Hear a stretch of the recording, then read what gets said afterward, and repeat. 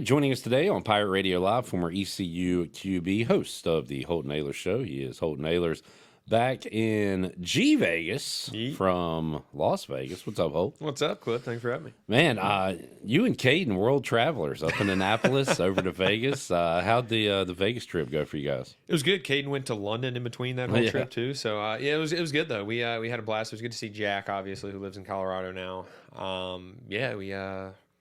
I mean, if we had any better time, we probably ended up in jail. So we had a good time. Stayed out of jail. That's always good. So sports gambling versus gambling. Which one is more fun, frustrating, entertaining? Sports gambling's more frustrating for sure and less fun. Even though we're very good. Like the Holton Ahlers Show podcast and crew is very good at sports gambling. I guess in sports gambling, you can be mad at others and yourself. Yeah. Gambling, you're kind of just mad at yourself. You can't really blame anybody other than luck, right? Yeah. I love going to the casino. I think it's one of the more fun things to do, especially when you win. With the boys, though, it's a great time. That's why we went to Vegas. So I think that's probably more fun. Like, it's just the vibes of it. I'm glad North Carolina isn't, like, legal and doesn't have one close by, because then I don't think it would be as fun. It's more of like an event when we go. But it was a good time. We had a really good time. I've never held a sports gambling ticket. Like, I've only done it online. We did that as well. That's probably a different feeling too, right? It was. It was more like having it in your hand was like, I bet like $20 on one of the college football playoff games. And it felt so much more when I was handing it in and stuff rather than just like the digital thing. But it was cool. And then like watching that sports book, like there was like actual like Notre Dame fans and stuff like that there. And we had Notre Dame. Caden convinced me into it. And I think that would be fun. The group experience. It was awesome. Watching the game. It was awesome. And then like everyone was chirping each other. It was a really good time. And we won both of those sports bets. So yeah, it was a good time. Well done. Well, only one more college football game left. It is Ohio State and Notre Dame. And first of all, can Notre Dame? Will this be a game? Will this be a 4-quarter entertaining football game? I think so. Like part of me like sees Ohio State and says no, it won't be. Like Ohio State just outmatches them, but Notre Dame has just continued to answer, and I think it's because of Marcus Freeman. Like Notre Dame has always been. I mean, they're traditional, one of the better college football teams ever, just tradition wise and the history of their program. But like I think Marcus Freeman kind of took them over the hump of being just like a 10-win team every year to being like an actual national title contender. And I think he's the edge that keeps them in the game and has a chance to win it. And then you got to think, I mean, running the football is how you win national championships, in my opinion. And being able to stop the run, and Notre Dame does both of those really well. And I guess a little extra time for Love to heal up whatever he's got. Although on that amazing touchdown run he had, he looked pretty damn healthy. He did, yeah.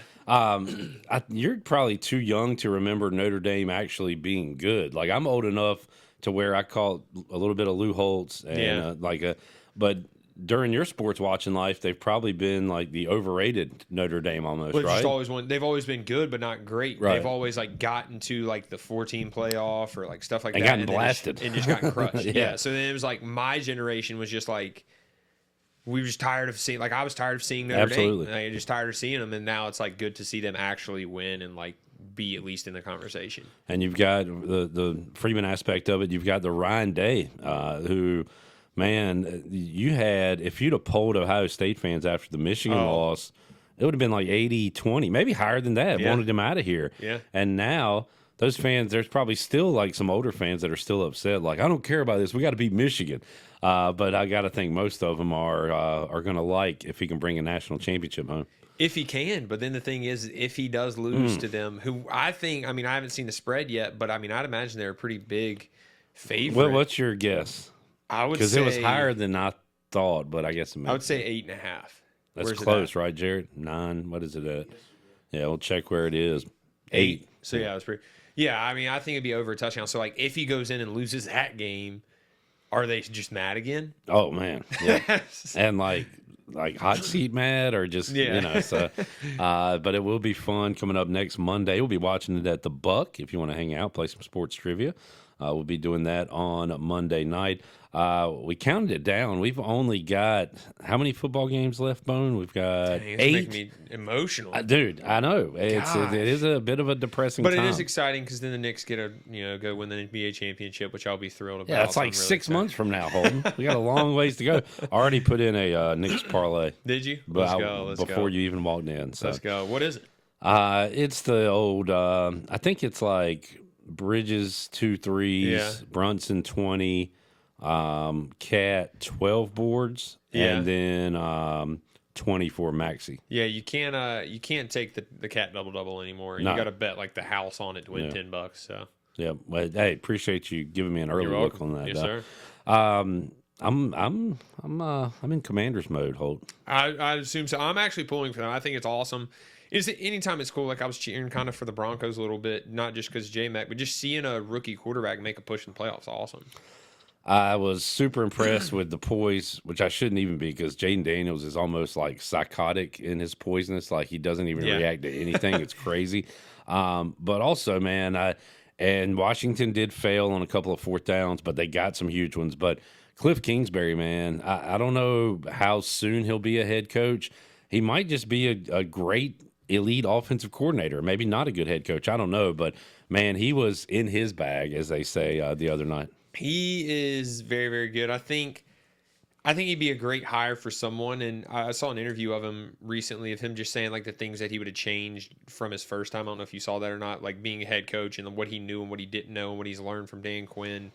And I just think he's in a position now where like he's almost like a Ben Johnson with the Lions type decision where like he's in a great spot where like he may stay for a couple years until the perfect job comes along. He can pick his spot a little bit, yeah. He's got a young quarterback who thrives under that system. He's got a good head coach. He's got a good system in place where he can just keep learning until the perfect job comes.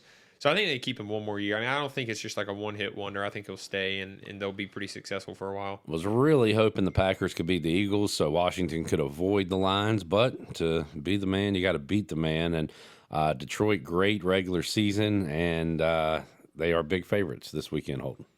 Yeah, what do you think? I think with Jaden Daniels, we got a chance. I think we can score on them. I just don't know if we can. We're going to have to score pretty much every time we touch the ball, I feel like. And we're not going to beat them with field goals. So anything on their side of the field, or even if we're at our own 40, 4th and 5 or less, go for it. I think that's an advantage for y'all, though. Yeah. As an underdog, I think that's an advantage of just saying we're not going to play safe. We're just going into it knowing we're going to be aggressive. And we've played that way all year. They go for it on 4th down more than anybody, so at least we have experience doing that. Yeah, and with a mobile quarterback, I mean, you have a better chance of making it for sure. I don't know, man. I think the Lions are as good as anyone. I mean, they can definitely make a push, and they've probably been the best team all year. But at the same time, there's always that one team every year that somehow keeps squeaking out wins, and it seems like the Commanders have done that all year as well. So other NFC game, Eagles and Rams. Rams looked good the other night against Minnesota. Do you give them a chance to go to Philly and get a win? I think so, yeah. I mean, obviously with the LA Fires right now, like that could just be a heck of a story. It already is a heck of a story with them winning. So I don't know. Imagine being a Viking fan right now, Clip. What do they do? Oh, we talked about that yesterday too. We kind of I went big picture with them. Like Bills are a tortured fan base with the 4 straight Super Bowl losses. You've got the Lions, the Browns. Like we talk about these tortured franchises. The Vikings, 0 Super Bowls. I think they have the most playoff appearances without a Super Bowl. And you're talking about now, I guess they roll with McCarthy, who I think he's got less pressure now if he goes in as the starter after these last 2 Darnold games. Yeah. But they got an interesting decision to make. But is Sam Darnold, what is he going to – if they don't bring him back, I think they'll bring him back. But if they don't bring him back, will another team sign him? And we were looking at the best available free agent quarterbacks, and he was number 1 on that list because the others were like Flacco and Mariota and the Russell and Fields, of course. And then you got rookies to throw into the mix. So the question Mully had yesterday was, is he starting for somebody next year? I think so. I think he's going to do like the Baker Mayfield path, and eventually he'll be a starter for a team that goes 9-8 and makes the playoffs. And now anyone, I think I've said it for a couple of years now, anyone that's playing for the Vikings is going to have a good. If you're a decent quarterback, you'll play good there. You have the best receiver in the league, and you have probably the best play caller and quarterback friendly offense as well.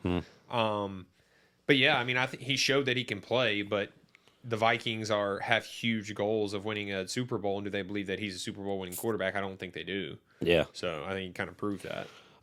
On the AFC side, we'll get to the big one in a moment, but Chiefs get the week off, and we'll welcome in the Houston Texans, who everybody either poo-pooed or completely forgot about last week. And we were like, all right, Jim Harbaugh and Herbert, they're going to win this game, advance on. Like I didn't hear anybody picking Houston. Maybe I'm wrong, but they knock off the Chargers and will now face the Chiefs. Yeah, I think the Texans, like the shiny new object of last year, just kind of like when their guys got hurt, people kind of forgot about them. They still got C.J. Stroud and they still got their head coach, who's, I mean, one of the better young head coaches in that duo. And their defense was awesome on Saturday. And that's what I'm saying is like they have, I mean, yes, they are missing, they're probably, or two of their top 3 receivers, but they still got, they still got Nico who's balling. C.J. Stroud has just, since he stepped into the league, I mean, just been very, very good. So he's got a chance. I mean, that's all you need. Now, if they go in there and beat them, then that's insane. But it wouldn't surprise me at all. Just, I don't know. Someone's got to knock off the Chiefs, and it wouldn't surprise me if it's someone like the Texans who people aren't expecting to. All right. I'm going to hype this one up all week. I hope it lives up to the hype, but I'm so excited for Ravens, Bills, Allen, Lamar. Yes. Like it's going to be that is one of the best divisional matchups going into a game I can remember in a long time. 100%. Because this could be a Super Bowl if they're in different conferences. So who's got the edge, Holden? Who do you think wins that one? I want the Bills to win it. Just because of Josh Allen. I really like Josh Allen. The Ravens have won. But I don't know. Lamar's tough to bet against. Derrick Henry, him playing the way they are, their defense. I don't know. My heart tells me the Bills, but if I was betting on it, I'd probably take the Ravens. So I guess home doesn't really matter. I mean, when you get these two good of teams, it does, but also it doesn't. I think with veteran quarterbacks, like it doesn't affect you as much just because they've been in situations like that before. Whereas like C.J. Stroud, that's a new situation for him. Yeah. Jay Daniels, that's a new situation. Like with Josh Allen and Lamar Jackson, like both of those guys have been in situations, have played for a while. They've played plenty of road games. Now it'll be a different environment. But yeah, I don't know. I want the Bills to win because I want to see Josh Allen push. Like that quarterback group of like Lamar, Joe Burrow, Josh Allen, like those guys, even Mahomes, I guess, it's just been ruled by Mahomes, even Justin Herbert too. So like I'd like to see, Herbert and Josh Allen kind of pop up through that mix. Yeah. Mahomes is keeping all these other great AFC quarterbacks from winning. Yeah, like Joe Burrow. I mean, he could have had a couple Super Bowls by now, but same thing. Same with Lamar and now Josh Allen too. So they're all just kind of beating up on each other, and I'd like to see one of the other ones, get a lick at it. I hope they both play well, and even if they don't, but we're gonna in the negative kind of world we live in, sports world. Whoever loses, it's going to be can't win the big one. This guy can't get it done because Lamar doesn't have a good playoff record. Yep. And Allen, what does he have left to do? Win an AFC championship, go to a Super Bowl. So you're going to get that negativity on one side, but man, one of these guys will likely be going head to head with Patrick Mahomes in the AFC championship, and that would be a lot of fun as well. Holton Ahlers joining us, Pirate Radio Studios. Holton, where are we at with ECU football right now? We had Brian Bailey had the new strength conditioning coach on, and he kind of met with the team, laid out his plan, all that. Is that kind of so when do we get back into 2025 football is here? You know what I'm saying? Like when does that all start up? It's like the dark days right now for ECU football, not in a bad way, but like just for the team, because it's like the one where you're not getting a lot of publicity, you're just grinding. The spring ball hasn't started yet. Like these are like the brutal days. This honestly is just workouts. Yeah, it's just workouts, meetings, obviously with the new defense coordinator. So if you're just having meetings with no practice and workouts, which is like one of the weird times. No ball. Yeah. You need a ball. Yeah. And half the time the coaches aren't even there because they're on the recruiting trail. So it's like, dude, I just got to wake up at 6 a.m., work out, then go to class. Like, it's kind of it right now. There's not a lot to talk about. No, there's a lot of exciting things, with the new strength coach, new DC coming in and stuff like that. And then there's a lot of exciting things of just guys returning, too. We have Anthony Smith coming on the podcast tonight that we're filming. So, I mean, yeah, it's just one of those periods where you're just grinding, trying to, decide what you want your body to be like the next year. It's just kind of a weird time where you got to grind for that. I like Anthony. He's a laid back dude. At least the times I've talked to him. Yeah, he's pretty chill guy. I've met him, but I've never sat down with him. So I'm excited to sit down with him tonight. That'll be good. Looking forward to that. New episode of the Holton Ahlers Show. Holton's got his Knicks playing tonight. Pirates drop one at home last night against North Texas as their struggles continue. So I'll tell you, Clip. This might get me in trouble, but shout out to my pops for announcing ECU basketball games for 30 years because I don't know who else. He's probably seen, in fact, he told me this other day at Tiebreakers, he said the only other person that had seen more ECU basketball games than me was Jeff Charles. Yeah. And I'll throw Cy Seymour into the mix. Seymour as well. Yeah, and maybe he said him too. But yeah, those guys. And Morgan has kept a brave face with it because we talk about it every week with him on the show. And yeah, I don't know, like there's a handful of guys that want ECU to be basketball better than anyone, and I would put Morgan Ahlers on that list. 100%. Because he loves East Carolina, he likes basketball, he wants them to do well, but also he has to sit there and watch every single game. Yeah, I mean, I would love and Clip. I mean, I'm a basketball guy. Yeah. And I would love for ECU. I mean, I've said it, and it's like preaching to the choir, but like just go get a young. Whenever the time is to hire another coach, I'm not saying fire anyone, but I'm saying just go get someone young that just take a risk and then just go recruit guys that can shoot the three. Please just go. Please. How have we not had? I mean, I'm 25 and I don't remember last time we had a good 3-point shooting team. Like every year, it's like, yeah, we. Do you remember shoot. Akeem Richmond? Were you watching him? Yeah, he could shoot. And that was the outlier. He could shoot. Yeah. But it's like get a team full. Like there's got to be D2 guys out there that can just light it up. That.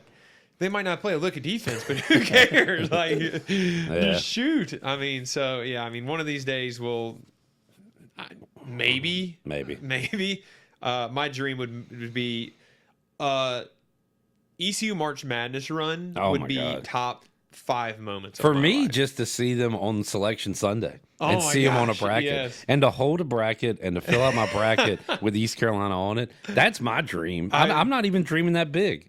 And see what's even crazier is every single conference tournament every year, there's like a slither of hope in. They win the first one, and they're like, "Dude, we're 3 wins away. We're 60. We're how many minutes? 80 minutes, whatever it is, away." Yeah. So that is one of the funner times ever in sports. That's something we have looking forward to after absolutely after football, because that is no kidding. I will. No matter what, usually the games are like 11 o'clock during the day. I'll watch the whole. I love watching ECU basketball, especially when there's meaningful games. So I'm ready for it. This is the year, Clip. That is kind of the light at the end of this tunnel of the football tunnel. Yeah. We get into some good college basketball, some conference tournaments, and then the NCAA tournament, and then hopefully for Holt, his Knicks will make a run in the playoffs. I hope so. All right, Holt. Anthony Smith coming up on the pod. We'll check that out. Yeah, we got Anthony Smith, and then the next week we got Terrence Copper, and then the next week we got Trayvon Brown. Nice lineup. Oh, man, I hadn't heard from Trayvon in a while. Terrence Copper, man. He is one of the nicest dudes of all time. I love Terrence, man. He's a great dude. All right, Holt. We'll talk to you next week, man. Yes, sir. Thanks, Clip.